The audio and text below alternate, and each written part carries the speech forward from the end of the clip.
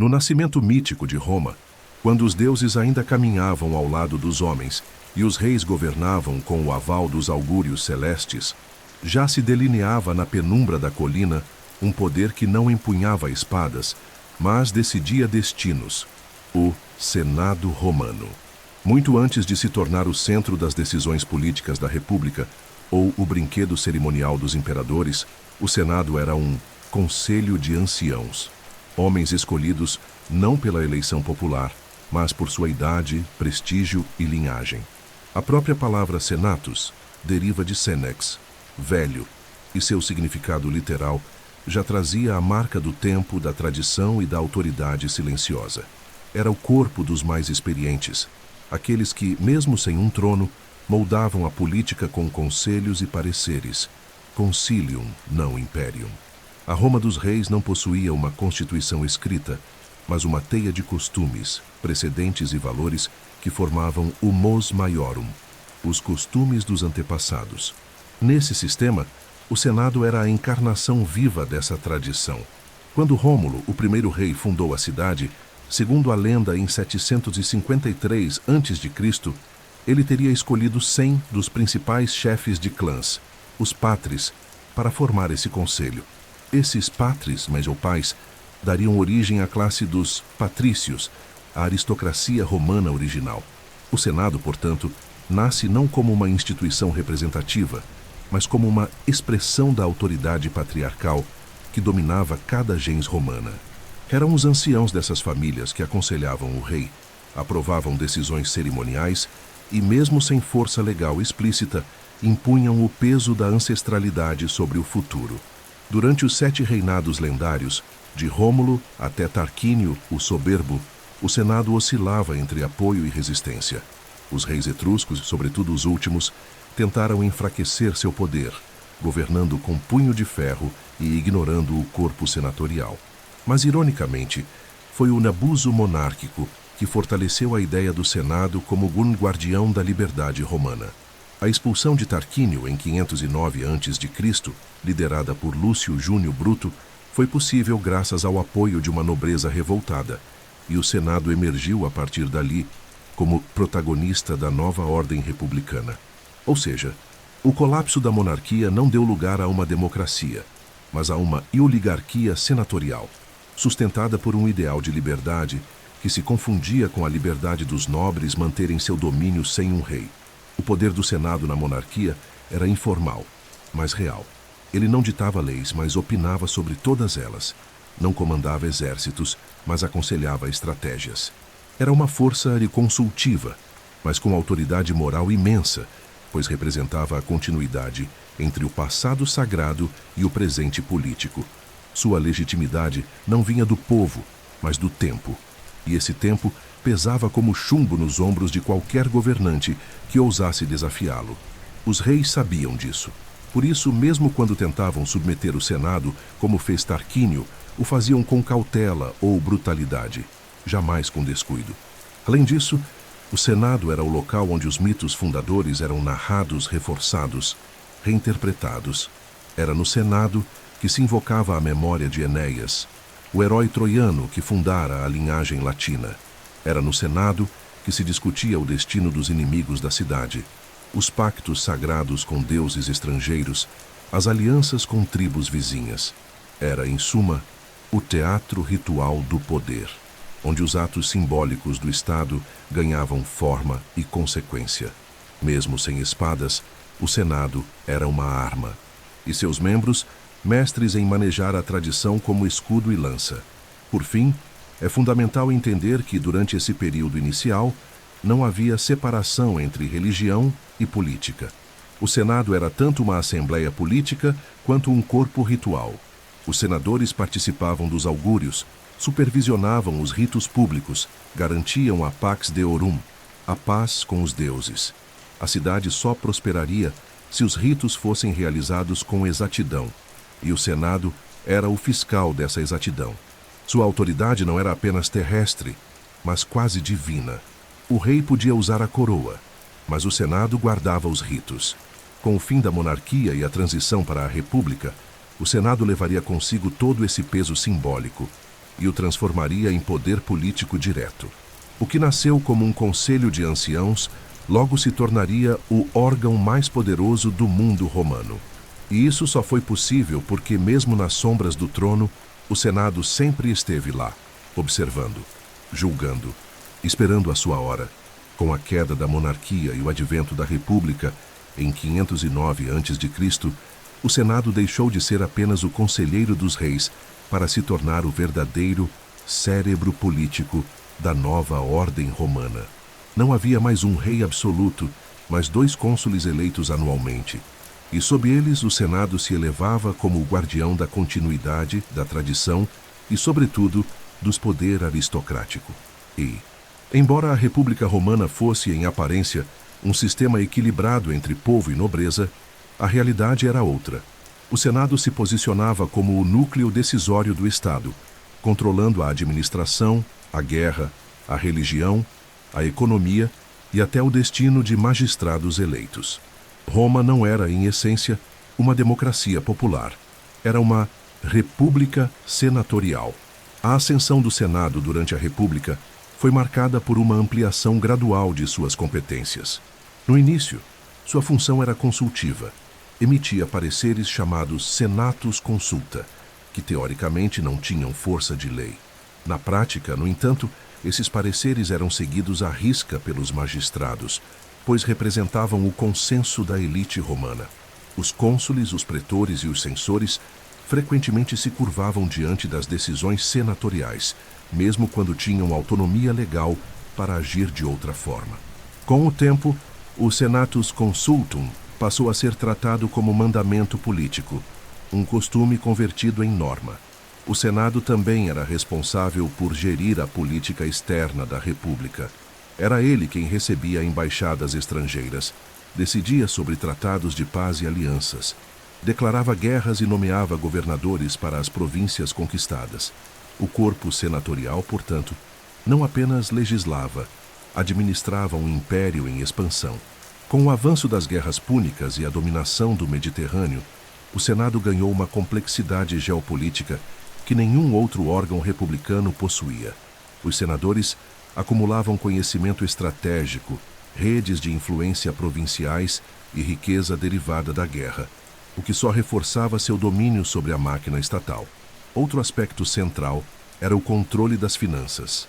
Embora os questores fossem os responsáveis técnicos pela tesouraria da República, era o Senado que supervisionava os gastos públicos, aprovava orçamentos, determinava a tributação e decidia a distribuição dos recursos do aerarium, o tesouro público. Essa autoridade fiscal garantia que nenhuma iniciativa popular, nenhum projeto ambicioso de um tribuno da plebe, nenhum sonho reformista pudesse vingar sem a aprovação dos homens sentados nas cadeiras de mármore do Curia Hostilia. O Senado era o gatekeeper do erário romano, e disso ninguém escapava. Além disso, o Senado dominava a religião pública. Embora não fosse composto por sacerdotes, os senadores exerciam influência direta sobre os colégios religiosos, como os áugures, os pontífices e os fetiais, que controlavam os rituais e os calendários sagrados. Nada era feito sem consultar os deuses, e os deuses só se pronunciavam por intermédio de sacerdotes, controlados pela elite senatorial. Essa simbiose entre fé e poder permitia que o Senado usasse os presságios, os ritos e os augúrios como ferramentas políticas. Um projeto impopular bastava alegar mau presságio. Uma eleição contestada, invocava-se um prodígio celeste. O Senado conhecia o jogo dos céus e o manipulava com maestria. Mas não se tratava apenas de controle formal. O Senado era também um teatro de retórica e reputação. Nele, os grandes oradores da República, como Catão, Cipião, Graco, Cícero, se enfrentavam em duelos verbais que não eram meras exibições de eloquência, mas disputas reais de influência e direção política. A palavra era uma arma, e no Senado romano, quem dominava a retórica muitas vezes dominava Roma. Era ali, no calor das sessões públicas, que as leis eram moldadas, as guerras decididas e os homens feitos ou destruídos. A honra de falar no Senado era o ápice da carreira cívica, e poucos conseguiam manter-se de pé sem manchar sua toga com o suor da disputa. No entanto, o Senado também era um corpo profundamente conservador. Seu objetivo maior não era inovar, mas preservar. A autoridade senatorial se baseava no auctoritas, um conceito que expressava não o poder formal, como o imperium dos magistrados, mas o peso moral, o prestígio acumulado, a legitimidade que vinha da tradição.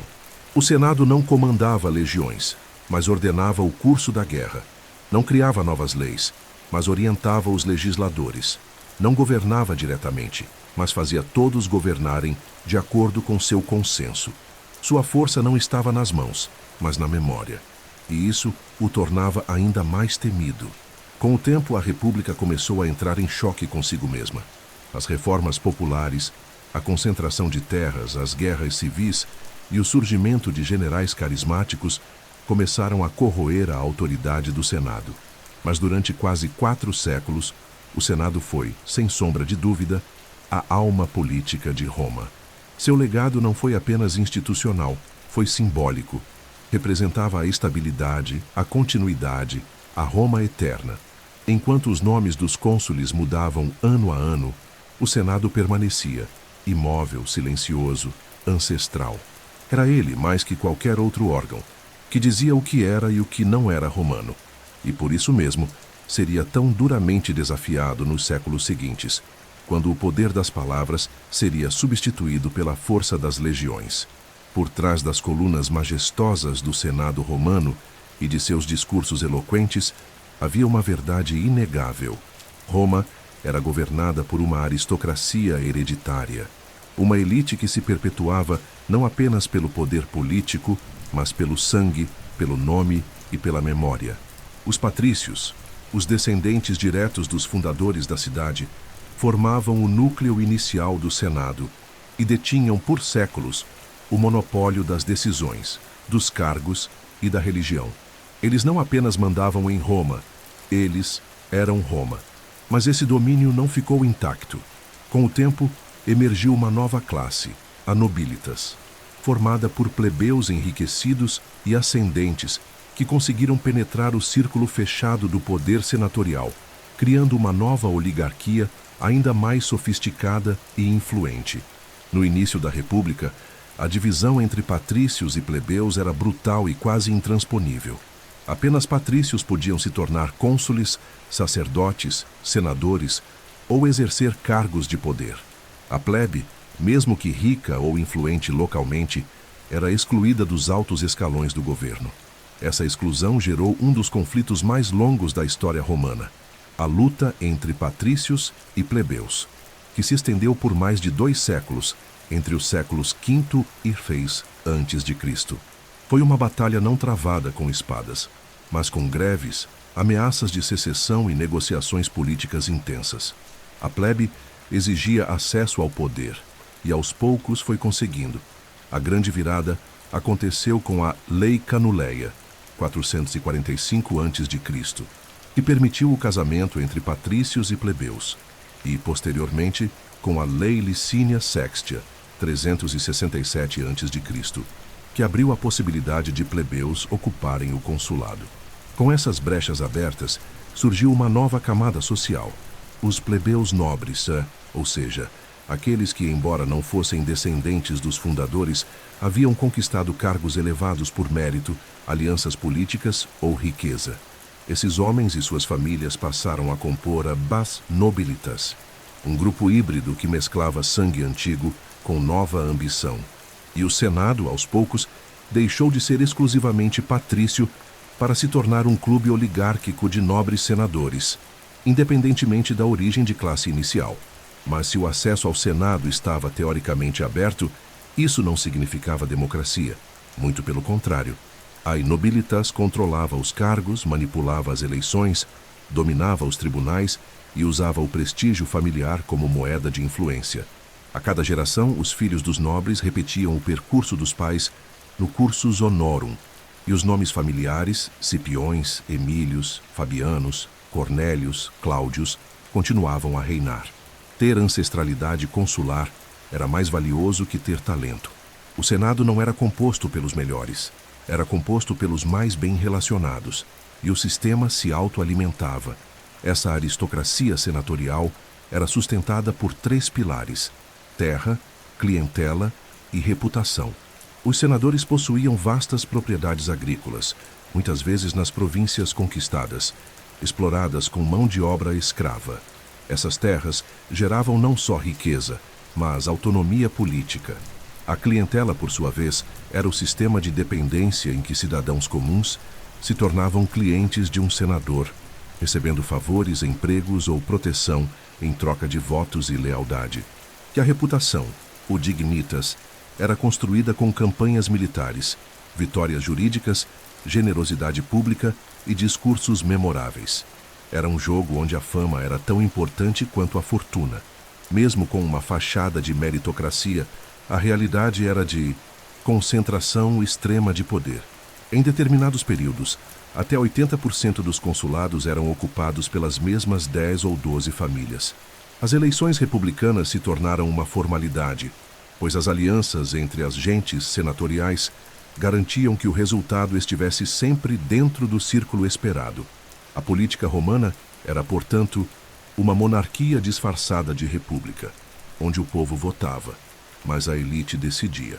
Contudo, essa aristocracia também enfrentava tensões internas. As rivalidades entre famílias, as disputas por glória militar e os conflitos ideológicos entre conservadores, optimates e reformistas, populares, criavam rachaduras constantes no bloco senatorial. Os patrícios mais antigos desprezavam os plebeus recém-nobilitados. Os novos ricos tentavam impor sua vontade com generosidade populista. E alguns ousavam questionar o sistema inteiro, como os irmãos Graco fariam mais tarde. Chasuna nobilitas, embora poderosa, não era homogênea. Era um campo de batalha permanente entre tradição e ambição. Ainda assim, durante o período republicano, os patrícios e a nobilitas representaram o que havia de mais sólido no poder romano. Mesmo diante de revoltas, guerras civis, invasões e reformas, o Senado, composto por essas famílias, mantinha sua autoridade. Era o símbolo da estabilidade. Mas, na verdade, essa estabilidade era uma ilusão sustentada pela exclusão e pela desigualdade. Quando generais como Mário, Sula, César e finalmente Augusto surgiram no horizonte, prometendo romper com os privilégios da nobreza, o Senado descobriu que seu castelo era de areia. A estrutura da aristocracia construída ao longo de séculos seria posta à prova e, em muitos casos, arrasada. O que permanece é a lição. O Senado não era apenas um órgão do Estado. Era a encarnação da elite romana em forma institucional. E essa elite, por mais que mudasse de rosto, jamais abria mão do controle. No fim das contas, os nomes mudavam, mas o poder, quase sempre, continuava nas mesmas mãos. Nenhum homem em Roma nascia senador. Ser patrício, nobre ou rico não bastava. Era preciso vencer a escada sagrada da política romana, conhecida como cursus honorum, o curso das honras.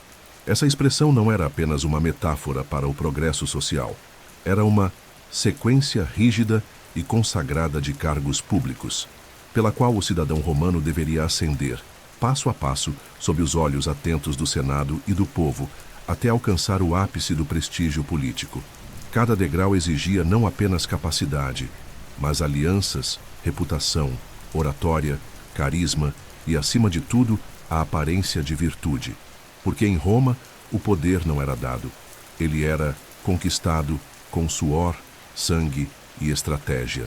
O cursus honorum surgiu formalmente no século III a.C., mas sua prática se consolidou na tradição muito antes.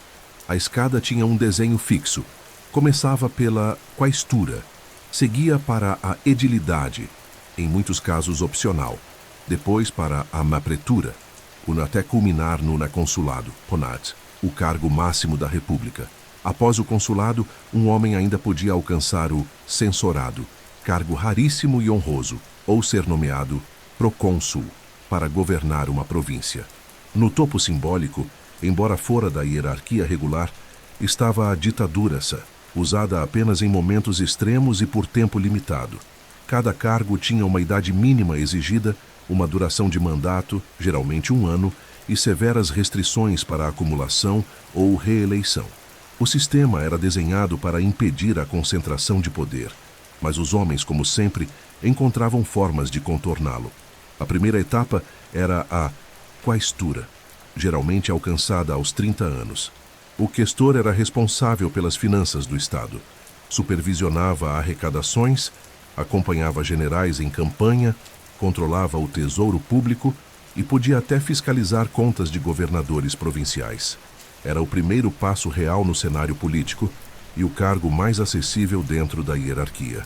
Ser questor abria automaticamente as portas do Senado e era para muitos o rito de iniciação no mundo da elite senatorial. Um homem que não fosse questor jamais seria senador.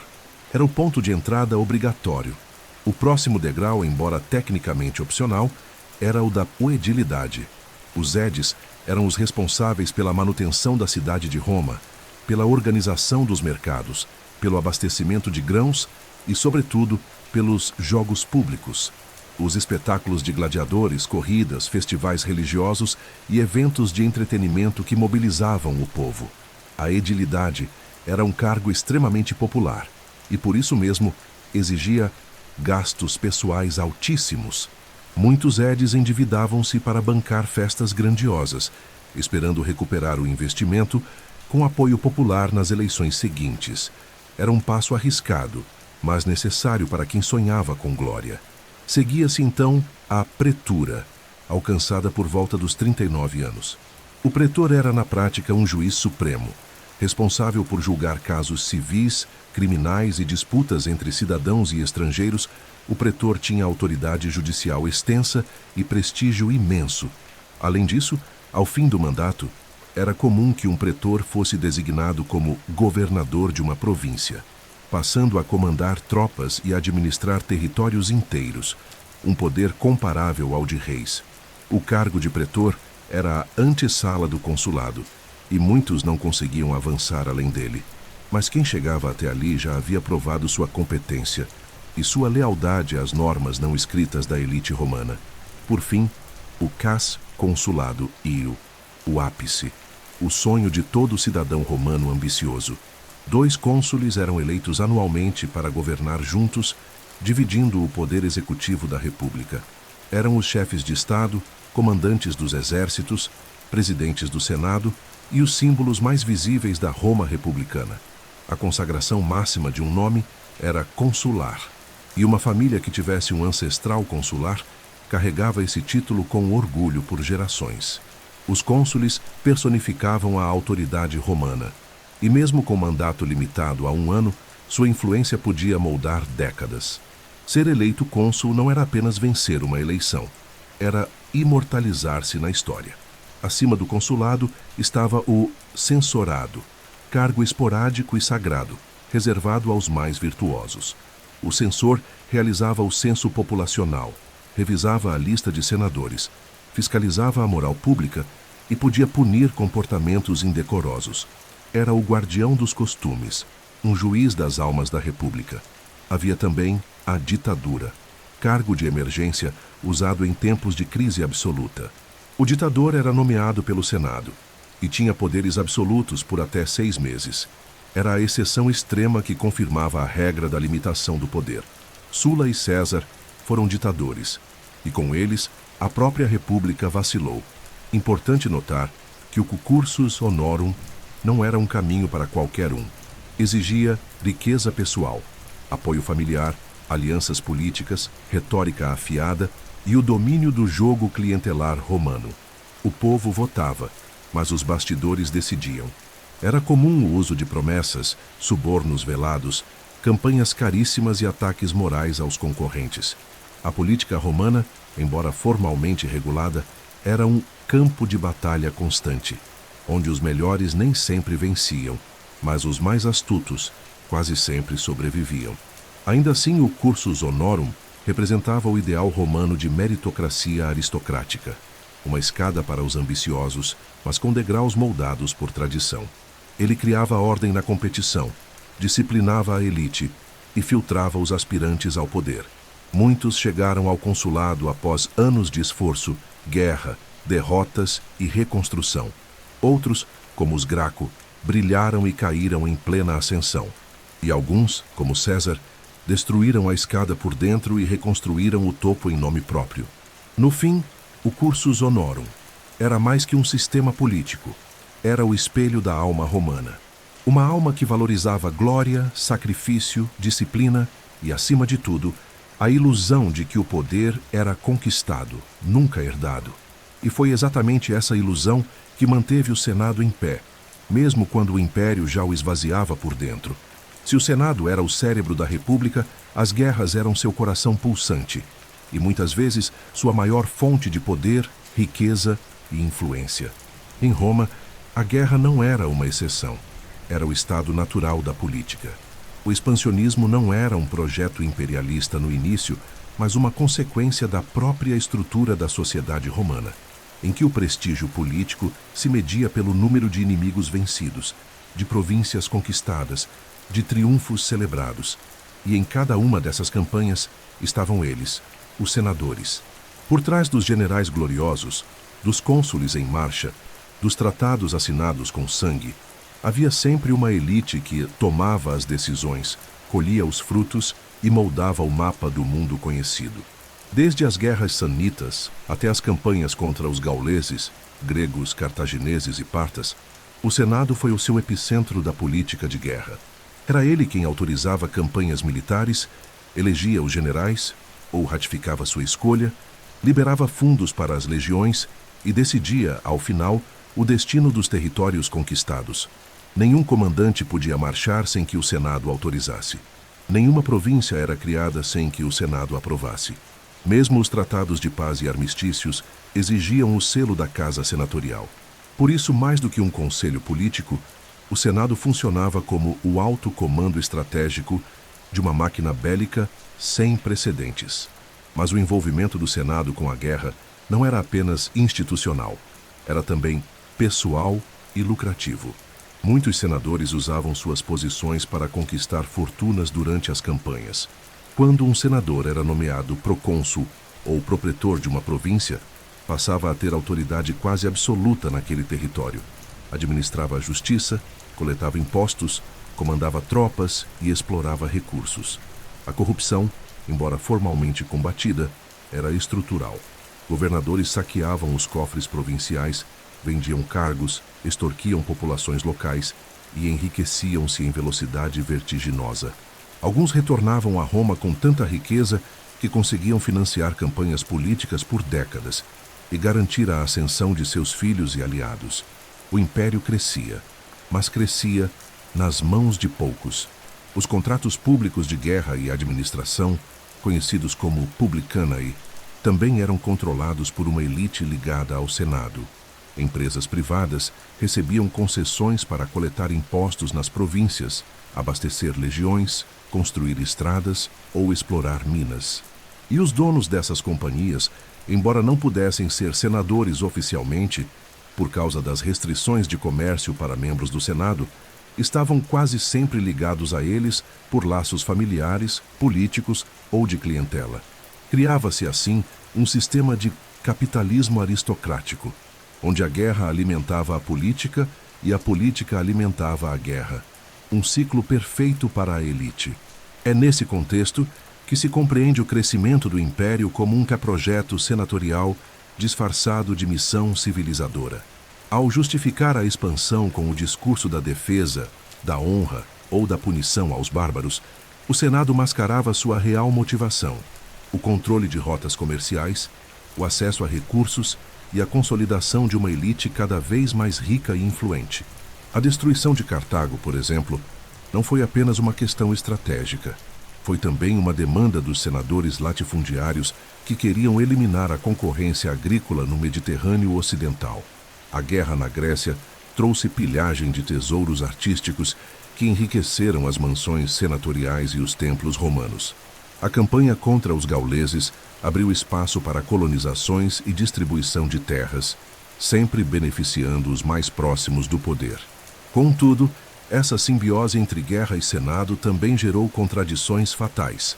A concentração de terras nas mãos de poucos senadores, alimentada pelas conquistas, destruiu a pequena propriedade rural e criou um exército de desempregados em Roma. O sistema de clientelas aumentou, mas a tensão social se agravou. A plebe, sem terra e sem trabalho, tornava-se dependente de pão e circo. As legiões, por sua vez, passaram a ser mais leais aos generais que as comandavam do que ao Senado que as criava. Generais como Mário, Sula, Pompeu e César viram nessa dinâmica a oportunidade de o transformar seu prestígio militar em poder político direto, rompendo a autoridade senatorial. A República, por ironia, cavava sua própria ruína com cada nova vitória. O Senado, ao incentivar e financiar conquistas, criava os instrumentos de sua futura submissão. Ao nomear governadores corruptos, perdia o apoio das províncias. Ao concentrar riqueza nas mãos de poucos, criava revoltas internas. E ao tentar manter o controle sobre generais ambiciosos, acabava sendo esmagado por eles. A própria expansão que consolidava o poder senatorial tornou-se, com o tempo, o fator mais corrosivo de sua estrutura. O século I a.C. é a expressão final dessa crise. Os irmãos Graco tentam, sem sucesso, reformar a distribuição de terras. Mário rompe com as tradições senatoriais para recrutar soldados entre os pobres. Sula toma o poder à força e tenta restaurar o Senado com leis autoritárias. Pompeu busca legitimidade através de vitórias externas. E César, enfim, atravessa o Rubicão. Não apenas fisicamente, mas simbolicamente. Ele cruza o limite entre o poder militar e o poder senatorial e rompe com um sistema que já não conseguia sustentar sua própria lógica. O Senado, portanto, não foi apenas vítima da ambição alheia. Ele foi o arquiteto de sua glória e de sua queda. A guerra que lhe deu riqueza, poder e prestígio também lhe entregou inimigos que já não se contentavam com consultorias ou pareceres. Eles queriam o trono. E quando ele chegou, o Senado não foi extinto, mas foi maldomado, silenciado, convertido em palco de aparência. A guerra continuou, mas o poder já não pertencia mais aos anciãos da República. Durante mais de 3 séculos, o Senado romano manteve sua hegemonia política com uma combinação de autoridade moral, prestígio ancestral e domínio econômico. Mas no final do século V a.C., essa aparente estabilidade começou a ruir diante de uma realidade impossível de ignorar. O povo estava em colapso.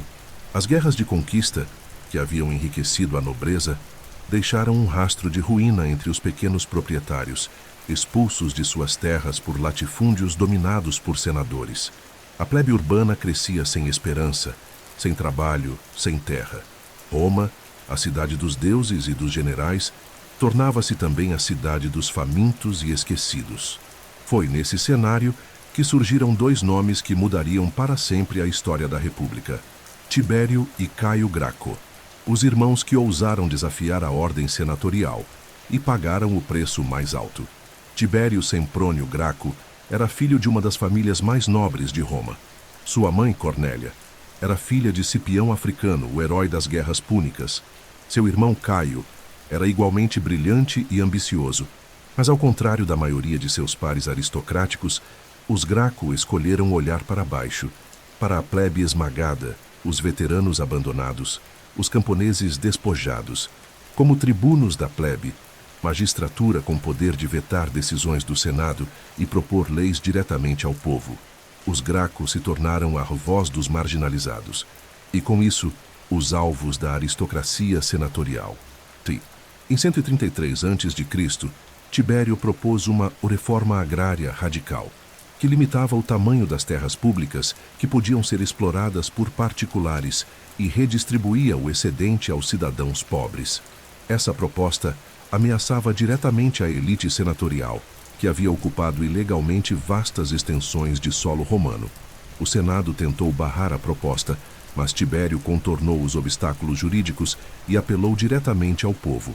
Com o apoio das massas, conseguiu aprovar a lei, e nesse gesto, rompeu a regra não escrita da República. A elite fala, o povo consente, mas não governa. Tibério inverteu a equação, e o Senado respondeu com fúria. No mesmo ano, Tibério foi assassinado no Capitólio. junto com cerca de 300 de seus apoiadores. Foi a primeira vez que a violência política tomou o espaço sagrado da tribuna popular, e não seria a última. A morte de Tibério não impediu a reforma, mas abriu um precedente perigoso. O assassinato se tornava agora uma ferramenta legítima do debate político. E o Senado, ao tolerar e participar disso, selava seu destino. 10 anos depois, seu irmão Caio Graco retomaria a bandeira reformista. Mais hábil, mais eloquente e ainda mais radical, Caio ampliou o projeto dos Graco. Criou subsídios de trigo para os pobres, fundou colônias fora da Itália para aliviar a superpopulação urbana, propôs dar cidadania romana aos aliados itálicos e, mais importante, tentou tirar do Senado o controle dos julgamentos por corrupção, transferindo-os para a ordem equestre. Era uma reforma institucional profunda que atacava o núcleo da autoridade senatorial, sua impunidade e sua capacidade de julgar a si mesma. Mas Caio foi longe demais para os padrões da oligarquia. O Senado, novamente, reagiu com violência. Sob o pretexto de restaurar a ordem, declarou o chamado Senatus Consultum Ultimum, uma espécie de estado de exceção que permitia o uso da força contra ameaças à República. Tropas foram mobilizadas, apoiadores de Caio foram caçados nas ruas, e o próprio tribuno, encurralado, preferiu o suicídio à captura. Seu corpo foi jogado no Tibre. Sua memória, contudo, nunca mais se apagaria. O que os irmãos Graco haviam escancarado era a fissura irreparável entre a elite senatorial e o povo. Pela primeira vez em séculos, a legitimidade do Senado era desafiada de forma direta, popular e institucional. Os Graco não eram demagogos, eram reformistas dentro do sistema. Mas o sistema recusou-se a ceder. E nesse ato de negação começou sua lenta autodestruição. A violência tornou-se norma. O consenso desapareceu. E o precedente de usar o povo contra o Senado se tornaria cada vez mais comum. A partir de então, surgem os populares, políticos que, embora muitas vezes da própria nobreza, escolhiam apoiar-se nas massas para alcançar poder, desafiando a estrutura tradicional senatorial. Em oposição a eles, estavam os optimates posse, os conservadores defensores da autoridade do Senado e da ordem republicana clássica. Essa divisão não era formal, mas real e devastadora. Roma passaria os próximos 100 anos oscilando entre essas duas forças, até que a República finalmente ruísse. Os Graco não destruíram o Senado, mas o obrigaram a revelar sua verdadeira face. E essa face não era a da sabedoria ancestral, nem da justiça romana. Era a do medo, da rigidez, da incapacidade de se adaptar. Eles acenderam a tocha que iluminaria o caminho para Mário, Sula, César e Augusto. Um caminho pavimentado de reformas, sangue, ambição e ruínas. No cenário de caos e violência política que se instalou após as reformas e assassinatos dos irmãos Graco, Roma mergulhava num conflito interno cada vez mais intenso entre os que defendiam a autoridade tradicional do Senado, os optimates, e os que queriam uma nova relação entre Estado e povo, os populares. As instituições vacilavam, os exércitos tornavam-se instrumentos de ambição pessoal e a República parecia à beira de um abismo.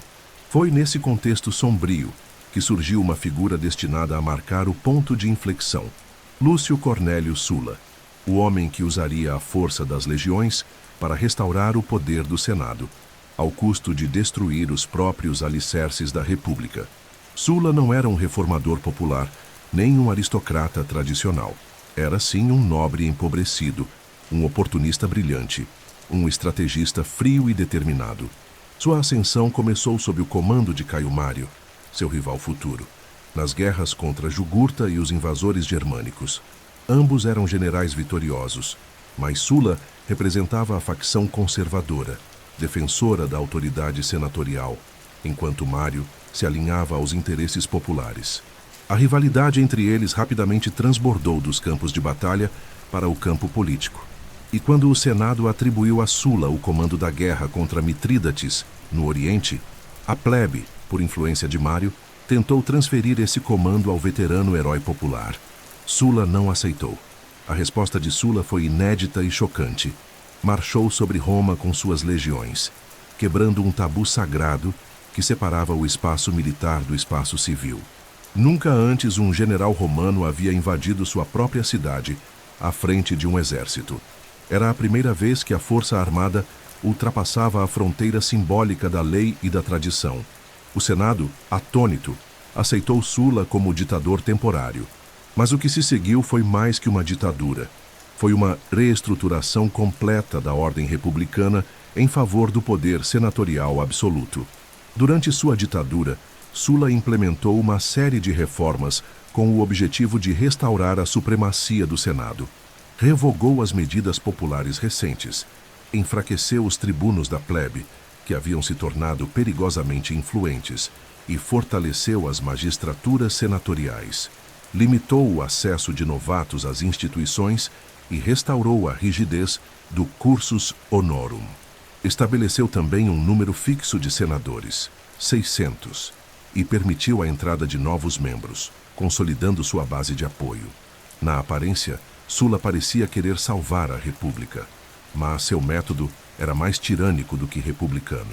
O traço mais aterrorizante de seu governo foi a prática das proscrições, listas oficiais de inimigos do Estado que podiam ser assassinados impunemente com seus bens confiscados e seus filhos banidos da vida pública. Essas listas transformaram Roma numa cidade de delações, perseguições e execuções sumárias. Bastava o nome aparecer gravado em bronze na praça pública e a morte estava decretada. Milhares morreram. Senadores, cavaleiros, aliados, adversários, até simples desafetos.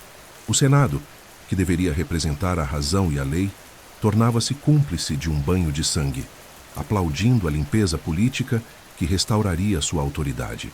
Sulla, ao final, renunciou voluntariamente à ditadura e retirou-se da vida pública, um gesto incomum e que confundiu seus contemporâneos. Morreu em sua vila, longe da capital que manchara de sangue. Mas seu legado era ambíguo.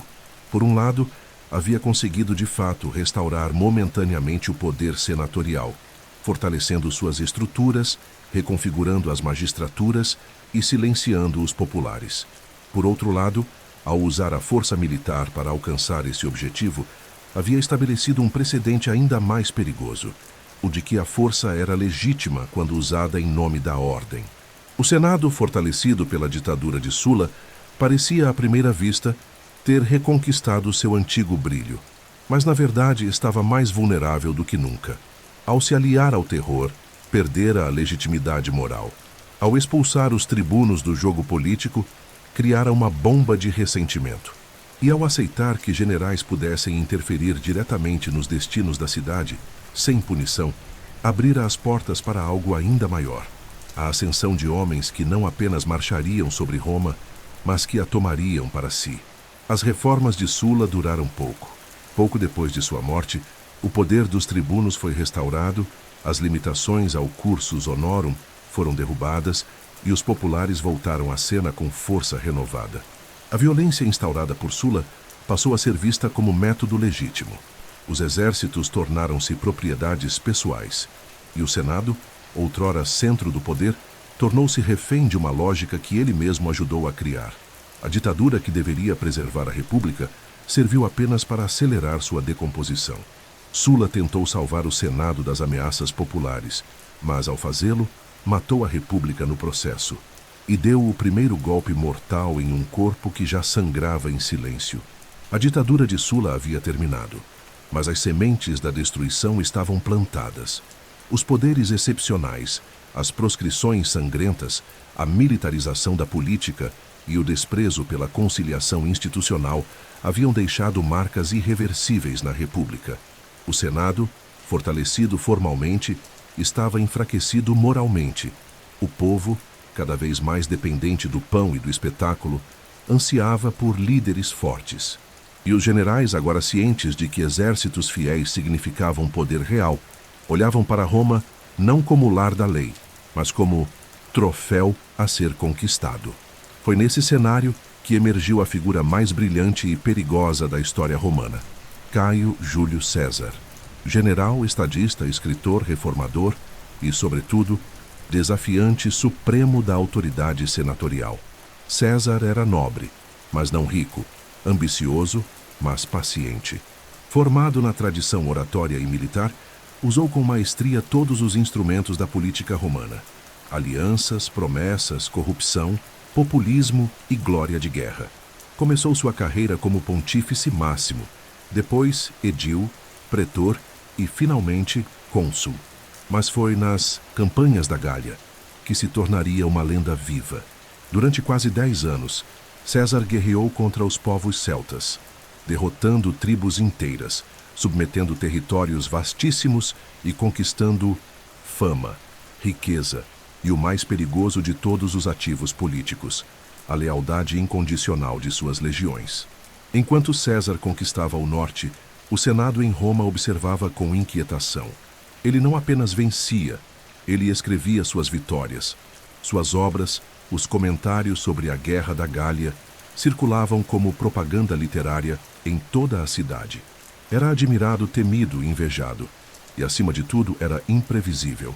O Senado, dominado pelos optimates, especialmente figuras como Cícero e Catão, o jovem, exigia que César dissolvesse seu exército e retornasse como cidadão comum ao fim de seu mandato como procônsul. Mas ele sabia o que o esperava: acusações, julgamentos, ostracismo ou morte política. Recusar-se significava confronto. Aceitar significava desaparecer. César não hesitou. Em 49 a.C., ao atravessar o rio Rubicão com sua 10ª legião, César cometeu um ato proibido por lei. Entrou na Itália à frente de tropas armadas. A frase atribuída a ele naquele momento, "a sorte está lançada", marcaria o início da guerra civil mais decisiva da história de Roma. O Senado fugiu da capital. Pompeu, seu antigo aliado e agora rival, reuniu forças para enfrentá-lo.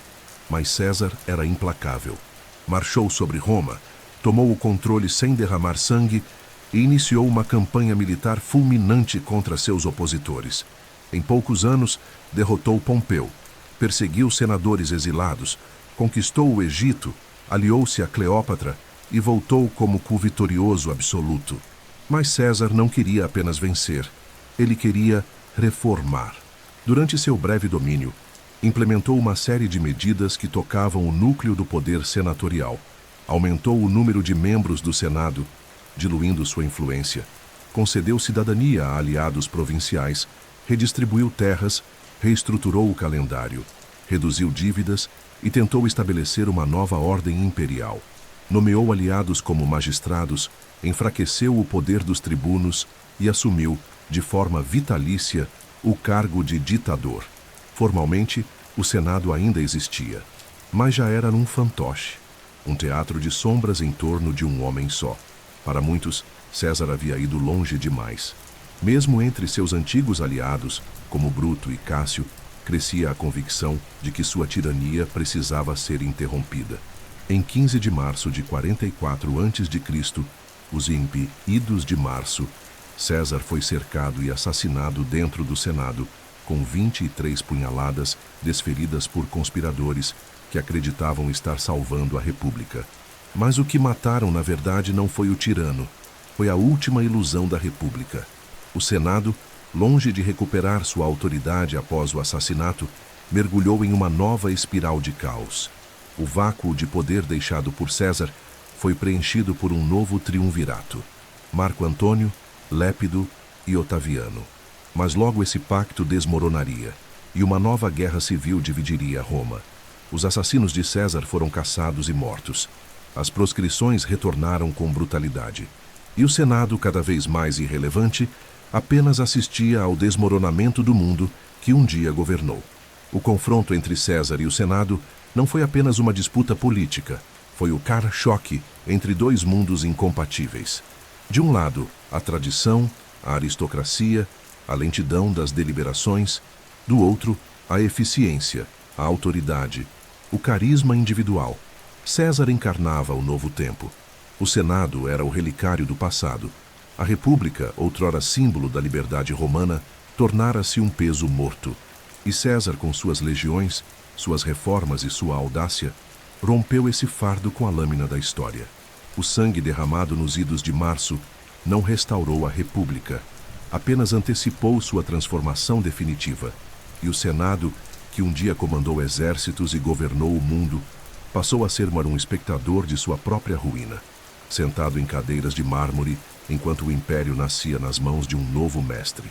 Com o corpo de Júlio César ainda fresco, estirado aos pés da estátua de Pompeu, o Senado se viu diante de um momento que, à primeira vista, parecia uma segunda chance.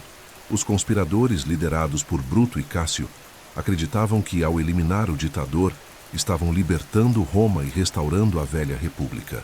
No entanto, o que se seguiu não foi o renascimento da ordem senatorial, mas o canto do cisne de uma instituição que já havia perdido sua alma. Entre a morte de César e a ascensão de Augusto, o Senado passou por um interregno, um intervalo sombrio e turbulento em que tentou, sem sucesso, recuperar a autoridade política. Mas os tempos haviam mudado, e Roma já não pertencia aos anciãos da República, pertencia aos senhores da guerra. O Senado, fraturado internamente, hesitou em agir nos dias que se seguiram ao assassinato. Embora muitos senadores tivessem simpatia pelos assassinos, poucos ousaram declarar apoio público. O povo, por sua vez, reagiu com hostilidade. A leitura do testamento de César, em que ele deixava uma quantia em dinheiro para cada cidadão romano e doava jardins ao uso público, incendiou a plebe. A imagem de César passou de tirano a mártir, e os assassinos, que esperavam ser recebidos como libertadores, viram-se forçados a fugir da cidade que acreditavam ter salvo. Foi nesse vácuo de poder que emergiram três figuras decisivas: Marco Antônio, braço direito de César e cônsul naquele ano; Caio Otávio, sobrinho neto e herdeiro adotivo de César; e Marco Emílio Lépido, comandante das legiões estacionadas na Gália Cisalpina. O Senado, acuado e impotente, tentou inicialmente manobrar entre esses poderes, apoiando Otávio em sua disputa inicial contra Antônio, na esperança de controlar o jovem. Mas Otávio, astuto e calculista, usou o Senado como trampolim, manipulando a legalidade para consolidar sua imagem como defensor da ordem. A aliança entre Otávio, Antônio e Lépido formaria o segundo triunvirato, criado oficialmente com poderes constitucionais extraordinários, por um decreto do próprio Senado. Era a última ironia. A casa que fora o símbolo da legalidade agora legitimava um órgão que centralizava todos os poderes do Estado nas mãos de três homens. O triunvirato iniciou um novo período de proscrições, ainda mais sangrento que o de Sula. Senadores, cavaleiros, inimigos políticos. Ninguém estava a salvo. Cícero, o maior orador do Senado, defensor incansável da República, foi caçado, decapitado e teve sua cabeça e mãos expostas no fórum. O Senado, mais uma vez, não apenas se calou, aplaudiu. Nos anos seguintes, o Senado tornou-se um joguete na luta entre Antônio e Otávio, que aos poucos se afastaram e passaram a disputar o controle de Roma. As decisões importantes já não eram tomadas na Cúria, mas nos acampamentos militares. O Senado, inflado com novos membros leais aos triunviros, perdeu qualquer traço de autonomia.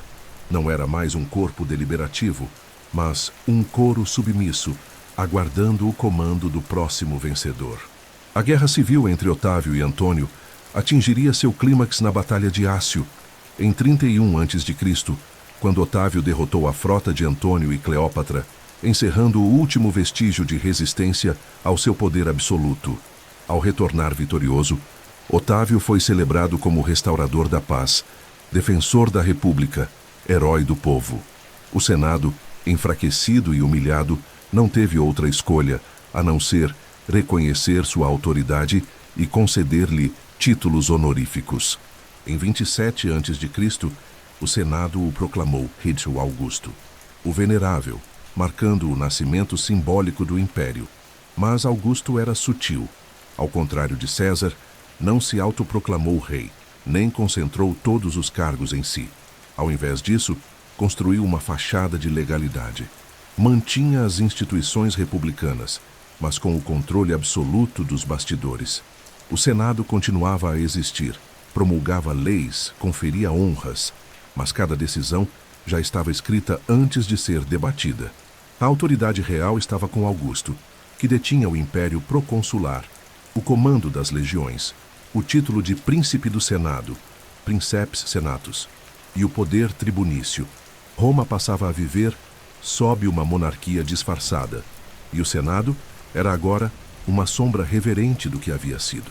Esse período entre a morte de César e a ascensão de Augusto é, por excelência, o momento da agonia do Senado. Ele não foi abolido, mas esvaziado, dobrado, vencido por dentro. Já não se levantava para defender a liberdade. Já não confrontava os poderosos. Já não moldava os destinos da cidade. Limitava-se a validar o inevitável, a declarar como consenso aquilo que já era decisão de um só homem. Esse foi o canto do cisne do Senado romano. Um lamento não gritado, mas murmurado em corredores onde outrora se decidiam guerras e alianças. Um eco fraco de um tempo em que as palavras tinham peso e os votos mudavam o destino de povos inteiros. Agora restavam apenas protocolos, discursos decorados, aclamações forçadas. A República morrera, e o Senado, mesmo de pé, já era apenas seu mausoléu. Quando o jovem Otávio tornou-se Augusto, em 27 a.C., Roma não apenas ganhou um novo governante, ganhou um novo sistema político, envolto em velhas palavras. A República, embora formalmente preservada, foi completamente subvertida. O Senado, outrora senhor da guerra e da paz, agora se ajoelhava diante do Princeps, o primeiro cidadão. Mas o golpe de Augusto não foi brutal como o de Sula, nem teatral como o de César. Foi silencioso, meticuloso, envolto em reformas, cerimônias e uma oratória tão precisa quanto calculada. Ele não destruiu o Senado, o domesticou. Fez dele um símbolo inofensivo da tradição, útil, decorativo e, acima de tudo, obediente. Augusto foi um mestre da ambiguidade. Quando devolveu seus poderes ao Senado e ao povo, num gesto encenado em 27 a.C., ele foi aplaudido como o restaurador da liberdade. O Senado, comovido, suplicou para que ele continuasse no poder, e, como resposta, Augusto aceitou com modéstia os títulos de Augustus e Princeps Senatus, bem como um poder proconsular maior que qualquer outro governador. Além disso, recebeu o poder tribunício, que lhe permitia vetar qualquer decisão e propor leis, um poder supostamente popular, agora nas mãos de um só. Assim, o império nasceu disfarçado de república, e o Senado tornou-se a mais elegante das ficções políticas. Na prática, o Senado ainda existia. Reunia-se, debatia, ratificava decretos, nomeava cônsules e aprovava gastos. Mas todos os atos verdadeiramente decisivos partiam do Palácio Imperial. Os senadores sabiam que suas posições dependiam da boa vontade do imperador.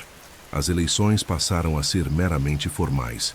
O imperador apresentava uma lista de nomes e o Senado aprovava.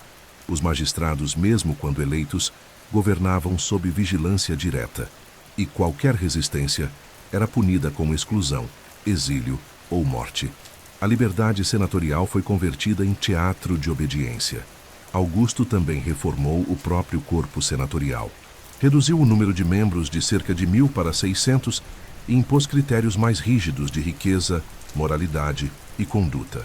Aqueles que não atingissem a fortuna mínima exigida, cerca de 1 milhão de sestércios, eram excluídos. Muitos plebeus enriquecidos conseguiram entrar, enquanto velhas famílias empobrecidas foram removidas. O resultado foi um Senado mais coeso, mais dócil e mais disposto a endossar o novo regime. O auctoritas imperial substituiu o auctoritas coletivo do Senado. E a aristocracia romana, que antes se orgulhava de sua independência, passou a competir pela proximidade do trono.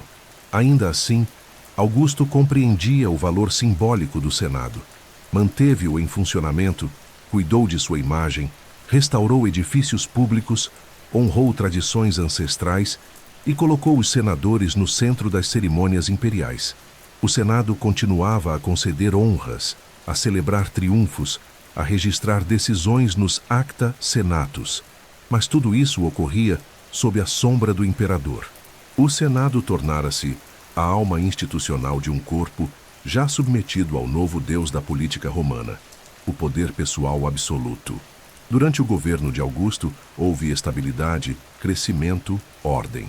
As províncias foram reorganizadas. Aquelas mais pacificadas foram entregues à administração senatorial, enquanto as mais perigosas, com legiões estacionadas, ficaram sob controle direto do imperador. Era uma divisão simbólica. Ao Senado, a honra. Ao imperador, a força. Mas todos sabiam que essa separação era apenas uma máscara. Os governadores senatoriais deviam suas nomeações à aprovação imperial. Os tributos iam ao tesouro central e os soldados obedeciam ao princeps, não ao Senado. A estrutura republicana estava em pé, mas o motor já era outro. Mesmo assim, muitos senadores acreditavam que viviam em um novo tipo de equilíbrio. A instabilidade das décadas anteriores havia deixado cicatrizes profundas. A paz de Augusto, a chamada Pax Romana, parecia um alívio. Muitos preferiram o silêncio da submissão à liberdade sangrenta das guerras civis. E Augusto, com sua habilidade de moldar a opinião pública, fez o império parecer uma continuidade natural da república, não sua negação. O Senado, nesse cenário, tornou-se um coro aplaudidor da encenação imperial, preservando aparências, mantendo tradições e, ocasionalmente, sugerindo leis, desde que não contrariassem a vontade do princeps. Com o tempo, o modelo augustano seria replicado pelos imperadores seguintes, cada um ajustando a posição do Senado conforme seus interesses. Mas nenhum jamais devolveria à Cúria o poder real que ela tivera nos dias da República. Augusto não matou o Senado, mas o transformou em uma instituição simbólica, reverenciada em público e esvaziada em privado. Os anciãos ainda vestiam suas togas, ainda se reuniam na colina sagrada, ainda discutiam com erudição. Mas todos sabiam, o império havia começado, e o Senado, agora, era apenas o reflexo nobre de um passado irreversível. Após a morte de Augusto, em 14 d.C., o Império Romano continuou a se expandir, mas a posição do Senado tornava-se cada vez mais paradoxal. Era honrado em palavras, mas ignorado em atos. A relação entre os imperadores e o Senado seria marcada, nos séculos seguintes, por uma tensão latente entre a reverência cerimonial e a submissão política. Alguns imperadores se esforçaram para manter um verniz de colegialidade, convidando os senadores para reuniões, respeitando formalidades e mantendo a aparência de governo conjunto. Outros, ao contrário, trataram o Senado como um apêndice inútil, ou pior, como um inimigo. A ambiguidade tornou-se a regra. O Senado oscilava entre ser o cúmplice da majestade e sua vítima preferencial. Sob Tibério, o sucessor imediato de Augusto, essa tensão já se manifestava. Embora o novo imperador mantivesse as instituições e evitasse o culto excessivo à sua figura, sua relação com o Senado era distante e desconfiada. Tibério, recluso, preferia o isolamento em Capri à participação nas deliberações. Ele formalmente respeitava o Senado, mas delegava pouco, confiava menos e punia com severidade qualquer suspeita de traição. Sob seu governo, emergiu uma atmosfera de paranoia política. Os processos por lesa majestade, maiestas, tornaram-se instrumentos para eliminar opositores e silenciar críticos. O Senado, acuado, passou a competir não pelo poder, mas pela demonstração mais eficiente de lealdade servil. Com a ascensão de Calígula, a relação degringolou em loucura. O jovem imperador, embriagado pelo poder absoluto, zombava abertamente do Senado, humilhando os senadores em público, obrigando-os a beijar seus pés, a correr ao seu lado como animais de estimação. Em um ato que se tornaria lendário, Calígula teria prometido nomear seu cavalo Incitatus como cônsul, um gesto que não apenas escarnecia da elite romana, mas escancarava a inutilidade de suas instituições. O Senado, em silêncio, aceitava cada insulto, cada excentricidade, cada ultraje, pois já não possuía mais força para resistir, apenas medo de perecer. O reinado de Cláudio, embora mais racional, também reforçou a irrelevância prática do Senado. Cláudio tomou medidas administrativas relevantes, ampliou a participação das províncias na política imperial, mas governava por meio de seus libertos e burocratas, não pelos senadores. Apesar disso, tentava manter uma relação respeitosa com a aristocracia tradicional, nomeando senadores, ouvindo pareceres, reabilitando famílias proscritas. Era uma tentativa de reconectar o império com suas raízes republicanas. Mas o dano já estava feito. O Senado havia se tornado um órgão de conselhos não vinculantes, uma plateia para as decisões do palácio. Sob Nero e Nithis, a ambiguidade virou tragédia. Inicialmente popular e interessado na cultura, Nero mergulhou aos poucos em um governo marcado pela perseguição política, instabilidade mental e execuções arbitrárias de senadores. Muitos foram condenados por conspirar, outros simplesmente por atrair desconfiança. O Senado, longe de reagir, legitimava os assassinatos com votos unânimes. Mesmo quando Nero mandou matar a própria mãe e incendiou Roma, os senadores o celebraram com elogios públicos. O silêncio era segurança. O elogio era sobrevivência, mas o pêndulo político romano era volátil. Após o suicídio de Nero, Roma mergulhou no caos do chamado Ano dos Quatro Imperadores.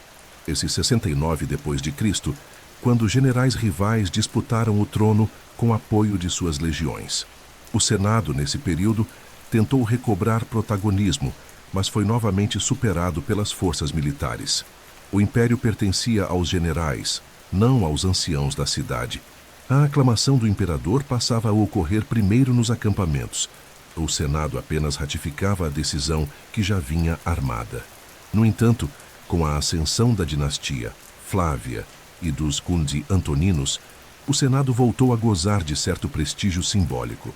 Imperadores como Q. Vespasiano, Trajano, Adriano e Marco Aurélio mantiveram relações cordiais com os senadores, promoveram reformas, estimularam o debate e ampliaram o número de membros com origens provinciais. O Senado voltou a ter alguma dignidade, mas sempre dentro dos limites do poder imperial. Trajano, em especial, era elogiado por governar como um príncipe e viver como um cidadão. Mas mesmo esse modelo era condicionado. O imperador consultava o Senado, mas decidia sozinho. Com o passar do tempo, a relação entre Senado e imperador assumiu um caráter quase teatral. Os senadores faziam discursos pomposos, votavam moções em uníssono, prestavam homenagens formais. Os imperadores retribuíam com elogios, nomeações honoríficas, monumentos e banquetes. Mas as decisões reais, militares, fiscais, administrativas, eram tomadas por um círculo próximo de conselheiros, generais e burocratas, fora do alcance das togas brancas da colina palatina. A ambiguidade se cristalizou em norma. O Senado era necessário para manter a ficção da continuidade institucional, mas sua utilidade prática era mínima. A aristocracia romana transformou-se em uma elite decorativa, que não governava, mas ocupava espaços de influência social, religiosa e cultural. A política, o verdadeiro comando do império, fluía por outros canais, secretos, invisíveis, imperiais. Assim, o Senado romano, que outrora decidira guerras, criara províncias, elegera cônsules e destruíra reis, agora aplaudia imperadores, homenageava estátuas e aprovava leis escritas por outras mãos. Ainda existia, mas já não importava. Era o reflexo melancólico de um poder que foi seu e que jamais voltaria a ser. No longo período de estabilidade e prosperidade, conhecido como Alto Império, que vai da ascensão de Augusto no final do século I a.C. até o início das crises do século III d.C., o Senado continuou a existir. Continuou reunindo-se, promulgando decretos, elegendo magistrados e homenageando imperadores. Mas tudo isso era feito dentro de um teatro cuidadosamente controlado pelo poder imperial. O Senado, embora preservado, já não era mais o motor do Estado romano, e sim um ornamento, útil para legitimar decisões, para exibir continuidade com o passado republicano, para dar forma à liturgia cívica do império, mas sem voz real nas engrenagens da política. A sobrevivência do Senado nesse período deve-se, em parte, à genialidade institucional de Augusto. Ao manter o Senado como parte formal da Constituição Imperial, ele criou uma ilusão poderosa, a de que o império não era uma ruptura, mas uma evolução natural da república. Assim, os imperadores seguintes herdaram um modelo que lhes permitia governar com autoridade total, sem precisar abolir as instituições que antes limitavam o poder.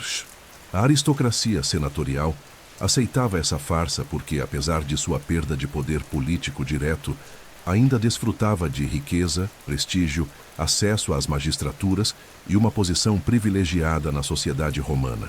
Durante os reinados de imperadores como Trajano, Adriano e Marco Aurélio, a relação entre Senado e trono atingiu uma espécie de equilíbrio cerimonial. Trajano, por exemplo, fazia questão de consultar o Senado sobre campanhas militares e nomeações, embora as decisões reais estivessem nas suas mãos. Adriano, mais controlador, promoveu reformas administrativas profundas sem consultar a cúria, mas distribuía cargos e honras com habilidade. Marco Aurélio, o imperador filósofo, demonstrava respeito intelectual pela tradição senatorial e permitia que o Senado atuasse em questões de menor relevância. Mas em todos esses casos, o princípio permanecia inalterado. O imperador consultava por cortesia, não por necessidade. As funções do Senado nesse período tornaram-se essencialmente rituais, jurídicas e administrativas. A Casa Senatorial ratificava leis imperiais, organizava cerimônias públicas, celebrava aniversários imperiais e votava decretos de honra. Também supervisionava parte da administração das províncias senatoriais, aquelas regiões consideradas pacificadas, sem presença constante de legiões, como a Acaia, a África e a Ásia Menor. Mas até nesses casos, o verdadeiro poder era exercido por governadores aprovados ou indicados pelo imperador. O Senado nomeava, sim, mas só dentro do menu que o imperador havia previamente redigido. A composição do Senado também se transformou. Com a extensão da cidadania romana a vastos territórios e com o crescimento da administração imperial nas províncias, os senadores passaram a vir de regiões distantes de Roma. Homens da Espanha, da Gália, da África e da Ásia Menor começaram a ocupar cadeiras na cúria, refletindo a nova realidade cosmopolita do império. Essa diversificação social e geográfica enfraqueceu ainda mais a coesão interna do Senado. Se antes ele era o bastião de uma aristocracia urbana, agora era um mosaico de lealdades imperiais, onde poucos tinham o impulso ou a força para contestar o centro do poder. A despeito de sua irrelevância política, o Senado ainda detinha capital simbólico. Ser senador continuava a ser o ápice da honra cívica. O traje senatorial, a toga com faixa púrpura, continuava a inspirar reverência. A posição de consular, embora esvaziada de poder, ainda abria portas nos círculos mais altos. A associação com o passado glorioso da República ainda rendia prestígio, sobretudo entre as famílias tradicionais que preservavam memórias genealógicas de antepassados ilustres. Era um mundo onde a forma pesava mais que o conteúdo, e a forma, como sabiam os romanos, era tudo. O Senado também se tornava cada vez mais um espaço de consagração ideológica. Ali se construíam as narrativas que deificavam os imperadores mortos, que celebravam campanhas militares, que gravavam os gestos de clemência e virtude dos soberanos. Os decretos do Senado, ainda lidos em fóruns e gravados em mármore, tornavam-se monumentos retóricos ao regime. Era uma retórica vazia de oposição, mas repleta de cerimônia. O Senado, nesse contexto, funcionava como o grande espelho do império, refletia o poder sem jamais projetá-lo. Por volta do século II, poucos senadores ainda acreditavam que o Senado pudesse, um dia, recuperar o protagonismo político. Os jovens ambiciosos não desejavam mais ser tribunos ou pretores. Queriam ser procuradores do imperador, prefeitos do pretório ou generais nomeados diretamente pelo trono. A carreira senatorial tornara-se um ritual de prestígio, não de influência. As verdadeiras decisões do império eram tomadas no palácio, nos campos de batalha, nas assembleias administrativas das províncias, longe dos mármores gastos da cúria. Mesmo assim, o Senado perdurou, pela força do costume, pela vontade do imperador e pela necessidade de continuidade simbólica. Era um corpo sem alma, mas com memória. E essa memória, apesar de manipulada, ainda inspirava reverência. O Senado era a Roma antiga, ainda vestida com trajes modernos. Era a República mumificada, exposta com solenidade para lembrar aos cidadãos que o Império não havia começado do nada, que existia uma tradição, uma linhagem, uma história que sustentava o presente. No Alto Império, portanto, o Senado sobreviveu como relíquia viva, venerada, preservada, mas esvaziada. Uma peça do teatro imperial que jamais deixaria o palco, mas que também nunca mais escreveria o roteiro. Durante mais de 4 séculos, o Senado de Roma foi o bastião de uma aristocracia pagã, moldada nos valores da tradição, da honra familiar, do culto aos deuses domésticos e da lealdade incondicional ao mos maiorum, os costumes dos antepassados. Mas no final do século III, e sobretudo ao longo do século IV depois de Cristo, um novo mundo começava a nascer dentro do velho, o mundo cristão. O cristianismo, antes perseguido, tornou-se religião tolerada, e depois, oficial. E com essa revolução espiritual, também vieram mudanças profundas nas estruturas do poder e na alma política do Senado. Pela primeira vez, senadores começaram a se ajoelhar diante de um único Deus, e não mais diante dos lares, penates ou deuses da colina capitolina. A transição foi lenta, dolorosa e cheia de contradições. O Senado era, por definição, uma instituição conservadora. A maioria dos senadores era pagã e via com desconfiança ou desprezo a nova fé que se espalhava pelas ruas, pelos quartéis, pelas províncias orientais e agora pelos corredores imperiais. Durante séculos, os cristãos foram vistos como inimigos da ordem pública, recusando-se a adorar os deuses do Estado, a prestar sacrifícios pelo bem do imperador, a integrar os ritos que sustentavam a Pax Deorum, a paz entre Roma e seus deuses. Ser cristão era, no imaginário tradicional, uma afronta ao próprio pacto cívico. Mas tudo mudou com o governo de Constantino, o Grande. Em 313, com o Édito de Milão, o cristianismo foi oficialmente tolerado, e a partir de sua conversão, ainda que gradual e cheia de ambiguidades políticas, a nova fé passou a ocupar o centro do poder.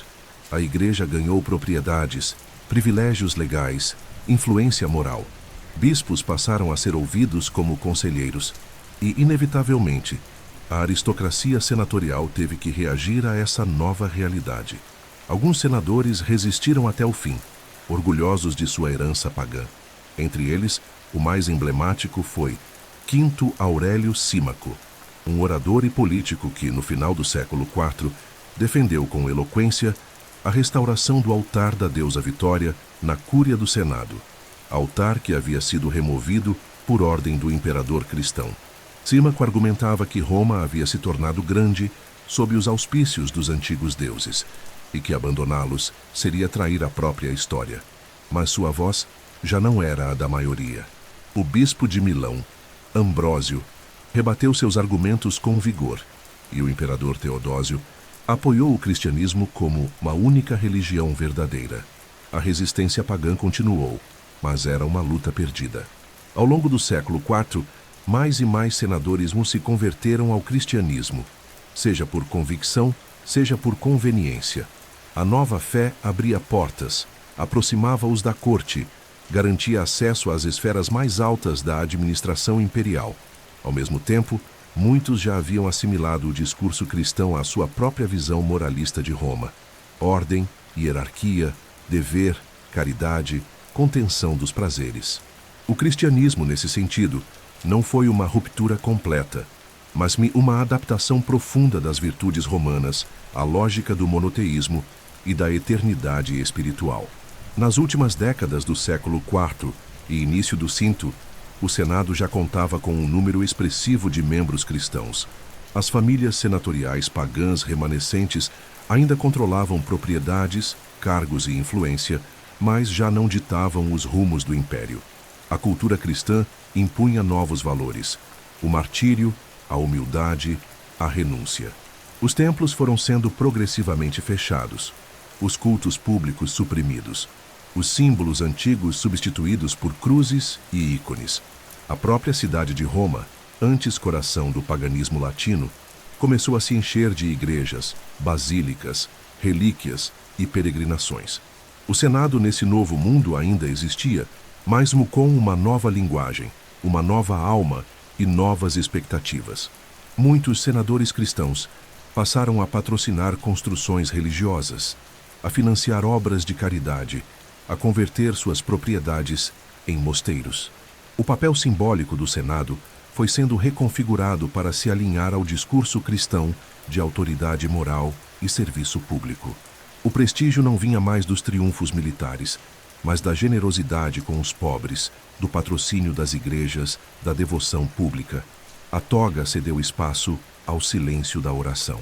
Entretanto, essa transição também revelou a profunda fragilidade da instituição. A conversão ao cristianismo não fortaleceu o Senado, apenas adiou seu colapso definitivo. Os imperadores cristãos, embora respeitassem sua forma, já não precisavam da sua aprovação. O centro de poder deslocara-se para o Oriente, para Constantinopla, onde um novo Senado, criado por Constantino, agora dividia simbolicamente a herança política do antigo. O Senado de Roma tornava-se um relicário duplo, de um passado pagão e de uma república que só vivia em inscrições de mármore e nas orações por uma Roma eterna que já não existia.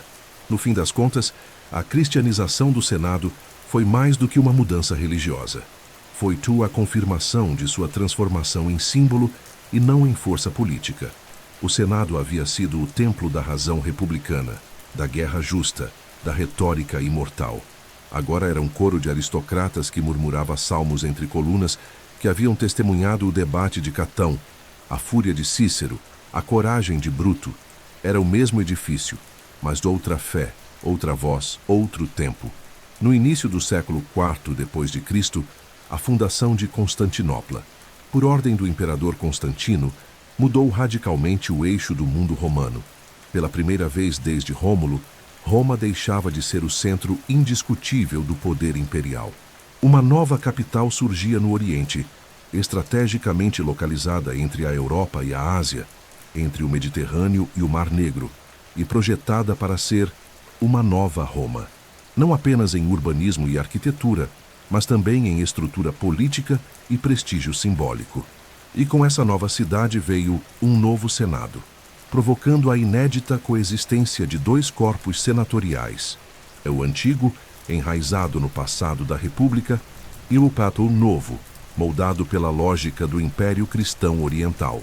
Constantino, ciente da importância do simbolismo político, sabia que não bastava fundar uma cidade com palácios, igrejas e muralhas.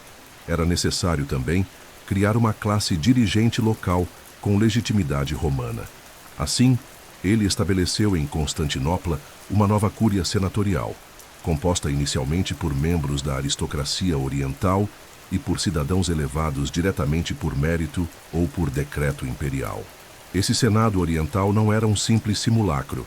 Tinha funções consultivas, participava de cerimônias oficiais e formava a elite civil da nova capital.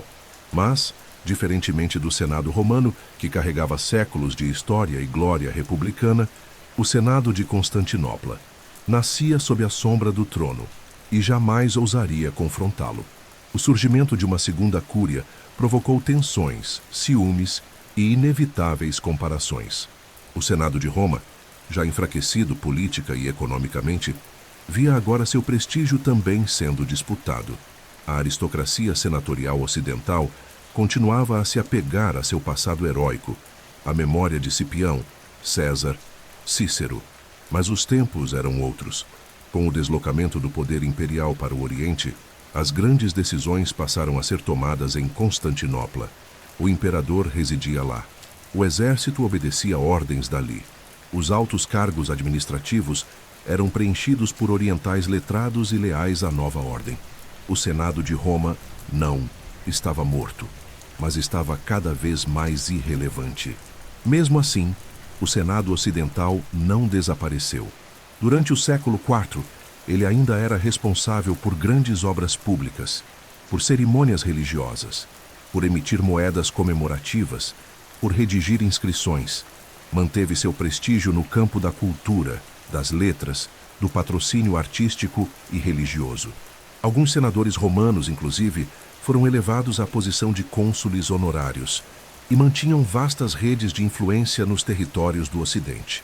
Mas tudo isso era uma sobrevida, não uma renascença. Enquanto Constantinopla florescia como a nova sede do poder imperial, Roma tornava-se uma cidade de monumentos, memória e mártires. O Senado Oriental, por sua vez, prosperava dentro da estrutura altamente hierarquizada do Império Bizantino. Os senadores de Constantinopla formavam uma aristocracia funcional, muitas vezes oriunda da burocracia, com pouco ou nenhum vínculo com a antiga nobreza romana. Não ostentavam os nomes ilustres do passado, mas sim os títulos honoríficos conferidos pela corte, clarissimi spectabilis illustres.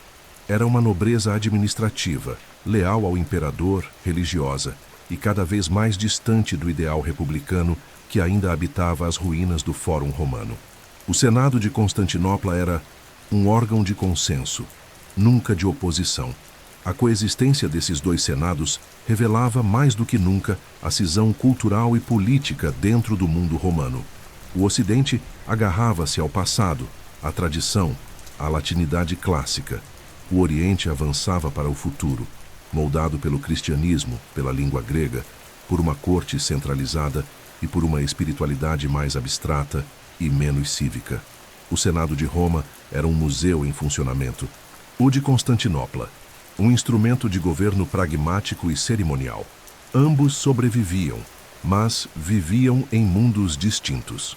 Com o tempo, a distância entre eles se tornou intransponível. A queda do Império Romano do Ocidente, em 476 d.C., precipitada pela deposição do último imperador romano, Rômulo Augusto, marcou também o eclipse político final do Senado romano. O Senado ainda existiria por mais algumas décadas.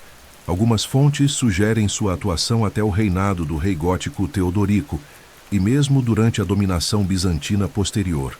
Mas sem imperador ocidental, sem legiões, sem função real, o Senado tornou-se um corpo fantasma, reunindo-se de tempos em tempos apenas para manter uma aparência de continuidade institucional.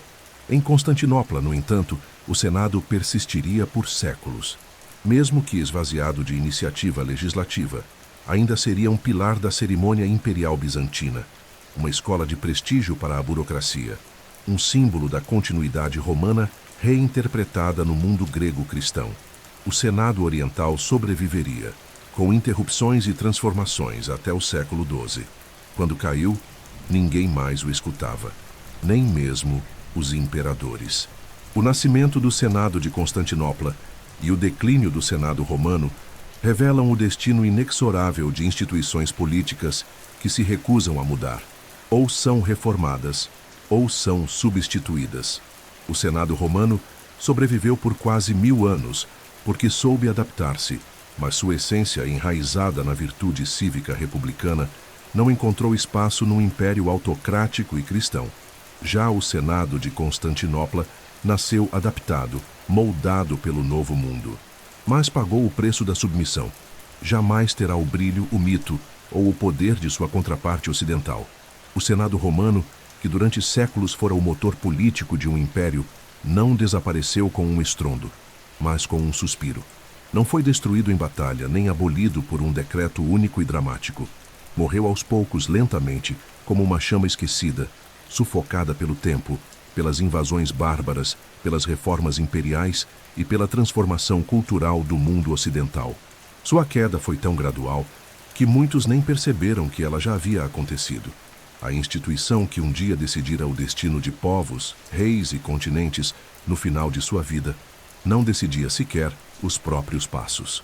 Após a deposição de Rômulo Augusto, em 476 d.C., pelo chefe bárbaro Odoacro, o Senado romano tecnicamente continuou existindo. Roma já não era mais capital imperial.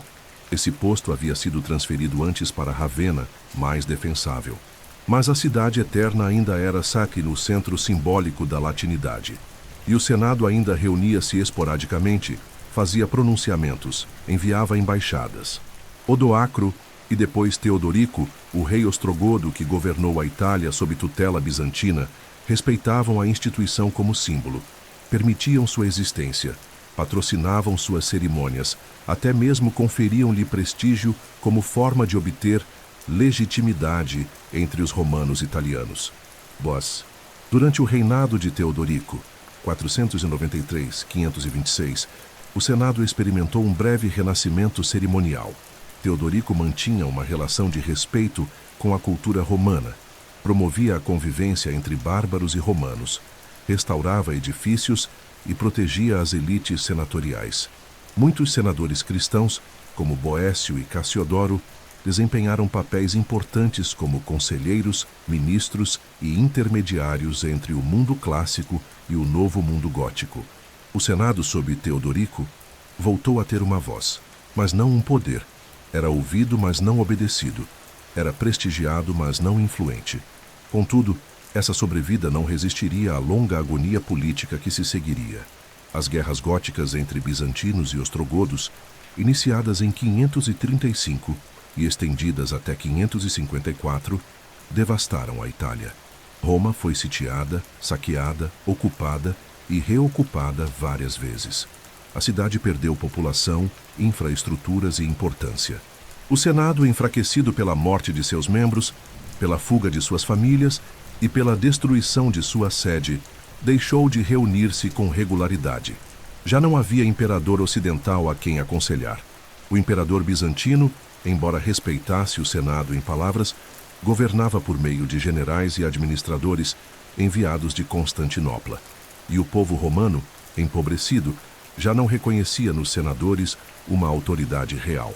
Em 578, pela última vez registrada, o Senado de Roma teria enviado uma delegação a Constantinopla para parabenizar o imperador Tibério II. Essa pode ter sido a última missão oficial da Cúria Romana. Após isso, as referências ao Senado desaparecem gradualmente das fontes. Não há ato formal que registre sua dissolução. Ele simplesmente deixa de existir como corpo político ativo. Sua sede, a Cúria Júlia, construída por César e reformada por Diocleciano, foi fechada, saqueada, convertida em espaço de culto, depois abandonada. No século VII, a instituição senatorial, como foi conhecida desde a República já, não passava de memória, de ruína e de mito. Curiosamente, a palavra Senado continuaria a ser usada na Idade Média, em contextos muito diferentes, para designar conselhos de nobres, de bispos, de governantes locais. Mas esses senados eram apenas ecos de um passado longínquo. O verdadeiro Senado romano, aquele que se reunia para votar guerras, censurar magistrados, proclamar triunfos e decidir o destino do mundo, já era apenas uma sombra literária, uma glória citada em textos, um símbolo vazio carregado por tradições eclesiásticas e escolares. A morte do Senado romano não foi apenas o fim de uma instituição, foi o fim de uma ideia, a de que o poder político pode ser exercido por um corpo coletivo de cidadãos ilustres, representando a tradição, o saber e o consenso.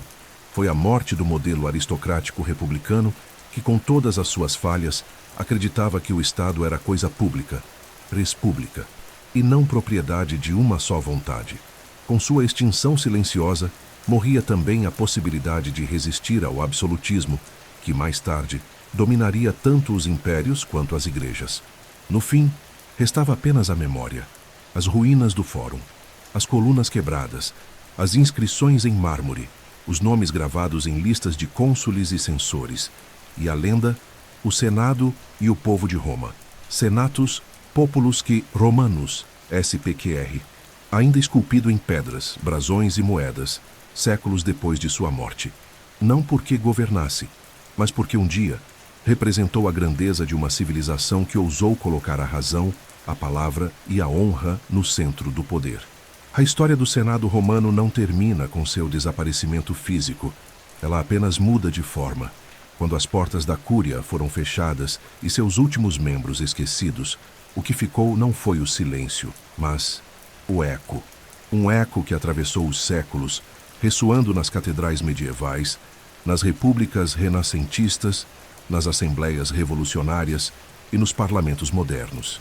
O Senado de Roma deixou de ser uma instituição para se tornar uma ideia, uma lenda que seria invocada ora como inspiração, ora como advertência, ora como pura ilusão. A República já estava morta, mas sua sombra continuava viva, moldando constituições, justificando golpes, legitimando elites.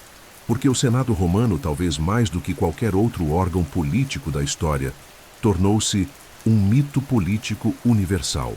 Esse mito nasceu ainda na Antiguidade Tardia, quando autores cristãos e pagãos já escreviam sobre o Senado com um misto de melancolia e reverência.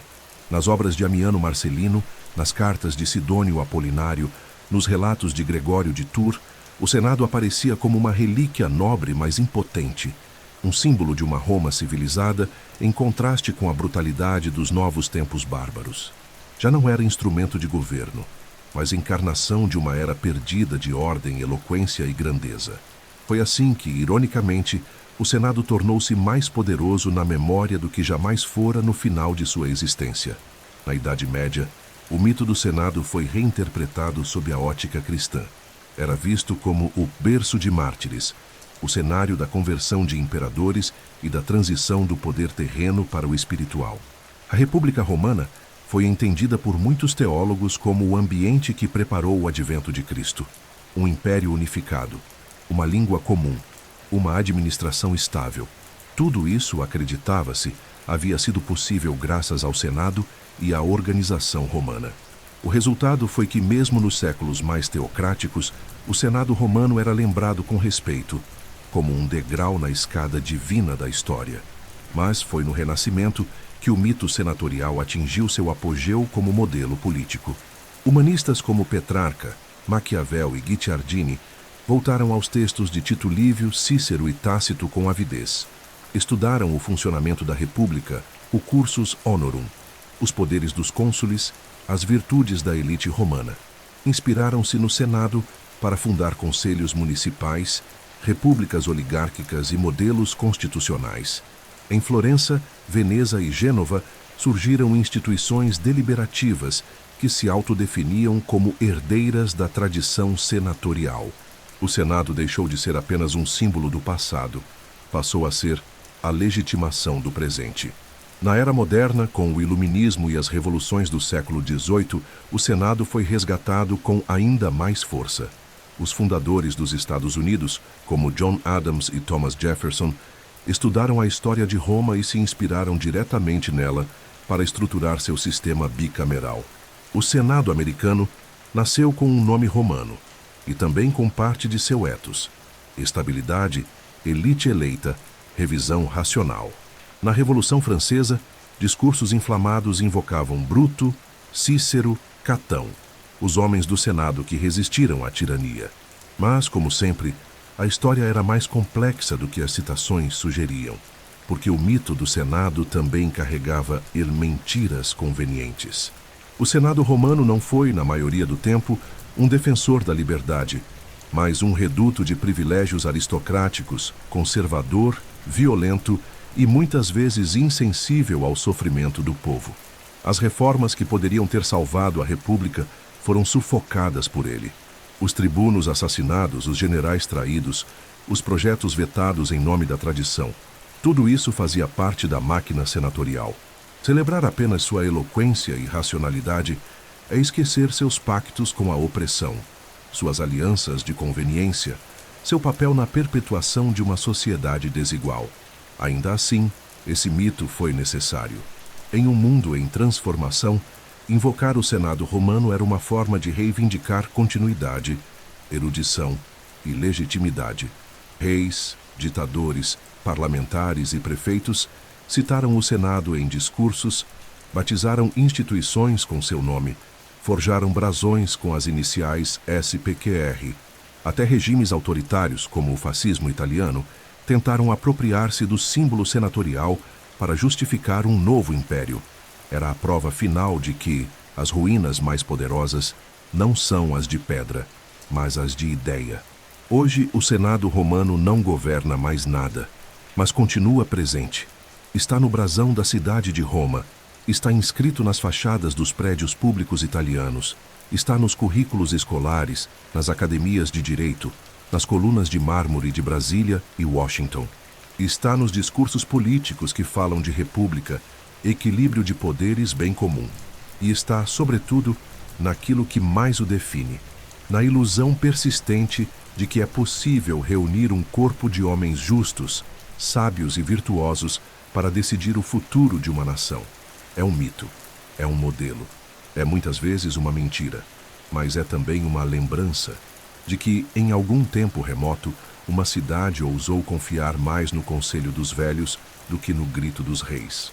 E que esse gesto, frágil, falho, mas revolucionário, foi capaz de moldar o mundo como o conhecemos. Ao percorrermos os mais de 1000 anos de história do Senado romano, desde os tempos lendários de Rômulo até sua lenta extinção nas brumas da antiguidade tardia, somos obrigados a encarar não apenas os fatos, mas no reflexo de algo maior, o próprio poder. Porque o Senado, mais do que uma instituição política, foi ao longo dos séculos do espelho pelo qual Roma contemplava a si mesma, e nele via refletidas suas virtudes, seus vícios, seus medos, suas ambições e seus fracassos. Ao entender o Senado, entendemos Roma. E ao entendermos Roma, talvez também entendamos os limites e as ilusões das nossas próprias democracias, repúblicas e parlamentos. O Senado nasceu da desconfiança. Era o conselho dos velhos, dos sábios, dos fundadores, convocado para moderar os impulsos dos reis, para conservar a memória dos antepassados, para ser um freio ancestral diante das vontades do momento. Em sua origem, não era instrumento de participação popular, era um bastião da elite patrícia, que falava em nome da razão, mas decidia em nome da linhagem. Ainda assim, esse modelo, com todas as suas limitações, foi revolucionário, porque colocou no centro da política a deliberação, e não apenas a força, a palavra, o conselho, o tempo. Na República, o Senado se transformou no coração do Estado. Decidia guerras, fiscalizava magistrados, regulava os gastos públicos, definia o curso da diplomacia, moldava a legislação. Era poderoso não por imposição, mas por autoridade moral. Era o espaço onde se cruzavam o passado e o presente, onde a tradição não era um peso, mas uma âncora. Mas esse poder era exclusivo, elitista e muitas vezes cruel. Rejeitou reformas que poderiam salvar a República, perseguiu tribunos populares, abusou da guerra para enriquecer-se e, quando desafiado por César, mais do que defendê-la com coragem, recorreu ao assassinato, não ao argumento. Sob o Império, o Senado foi mantido como símbolo. Tornou-se uma liturgia, uma máquina de aclamações, um repositório de honras e memórias. O imperador governava e o Senado aplaudia. Ainda assim, sua existência formal permitia ao regime sustentar a ideia de continuidade institucional. Era a forma sem o conteúdo. Mas até mesmo essa forma, essa carcaça cerimonial, teve seu valor. Conservou tradições jurídicas, títulos simbólicos, valores cívicos. Foi o que restou de uma república morta, e por isso mesmo, mais importante como lenda do que como realidade. Com a cristianização do Império, o Senado adaptou-se. Tornou-se um espaço de transição, de conversão da Roma pagã em Roma cristã. Seus mármores foram convertidos em igrejas, seus ritos em procissões, seus senadores em patronos de mosteiros. Era a continuidade na ruptura, a transformação em ritual daquilo que um dia fora racionalidade política. E mesmo quando Constantinopla fundou seu próprio Senado, o original, em Roma, continuava a inspirar, mesmo que o só inspirasse saudade. No fundo, o que o Senado romano nos ensina é que o poder é frágil, que as instituições só são fortes quando enraizadas na confiança e na participação, que a autoridade não sobrevive sem legitimidade, que tradição sem renovação vira farsa, que elites, quando cegas ao povo, assinam a própria sentença, e que símbolos, por mais belos que sejam, não bastam para sustentar um regime. O Senado caiu não por um golpe, mas por uma série de omissões, porque se recusou a mudar quando podia, porque traiu os que ousaram transformá-lo, porque escolheu o privilégio em vez da reforma, porque preferiu a aparência à substância, e por fim porque acreditou que era eterno. E nenhum poder humano é. Hoje vivemos em tempos onde parlamentos, câmaras e senados existem por toda parte, mas suas virtudes e fraquezas são, muitas vezes, as mesmas que habitaram a colina palatina. Quando esses órgãos são instrumentos da vontade coletiva, brilham. Quando se tornam reféns de elites fechadas, se esvaziam. Quando escutam a sociedade, sobrevivem. Quando ignoram o clamor popular, tornam-se irrelevantes. O Senado romano foi todos esses rostos. Foi grande, foi pequeno, foi justo, foi cínico, foi glorioso, foi trágico. Mas, acima de tudo, foi humano. Com toda a contradição que essa palavra carrega. E talvez, ao olhar para ele, ainda possamos aprender a olhar para nós mesmos. Porque o que caiu em Roma, mais do que colunas, foi a crença de que o poder pode durar sem justiça. E essa lição, que ecoa das ruínas do Fórum até as tribunas modernas, nunca deve ser esquecida.